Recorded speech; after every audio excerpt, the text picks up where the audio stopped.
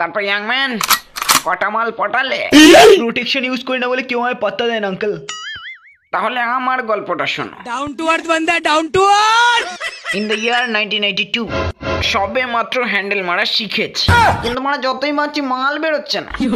একদিন হ্যান্ডেল মারা বন্ধ রেখে সোজা চলে এলাম গার্লস স্কুলের সামনে মাল পটাতে।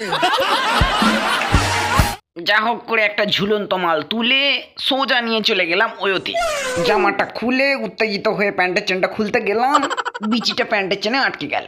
ব্যাস ওখানেও মাল পড়লো না, চেন শুদ্ধ বিচি নিয়ে বাড়ি চলে এলাম। তারপরে চলে গেলাম পাট খেতে। দুবার বিচির টুপিটা খুললাম, পড়ালাম। তারপর পোঁদে একটা চুমুকে টিপতে যাব, কোন শুয়োরের বাচ্চা পাট খেতে হাঁক দিয়ে এসে পুরো মুডটাই নষ্ট করে দিয়ে চলে গেল। সেখানেও আমার মাল বেরোলো না।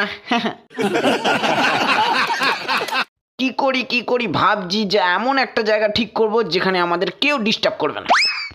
তারপর গার্লফ্রেন্ডকে নিয়ে চলে গেলাম সোজা শ্মশানে। তারপর ঝুনে মাল ফেললাম, তারপর গোঁটাগুলোতে একটু দম দিয়ে ব্রেকআপ করে নিয়ে এখন ফুটতে বসে আছি। একটু চেটে দেবে কাকু? কে তুই? মারিয়া। মারিয়া?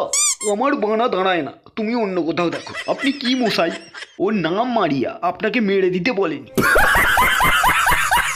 কাল আপনার ছেলে হঠাৎ ওকে এসে বললো আমারটা একবার পোঁদে নেবে, ব্যাস ও পোঁদ উঁচু করে দাঁড়িয়ে পড়লো। আমার ছেলে? হ্যাঁ আঙ্কেল, শুভ।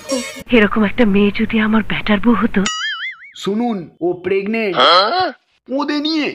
সময় খারাপ গেলে পোঁদ মারলেও বাচ্চা হয়। এরকমই তো একটা বৌমা খুঁজছিলাম আমার ছেলের জন্য, সাক্ষাৎ সানি লিওনি মিয়া খালিফার মিশ্রণ।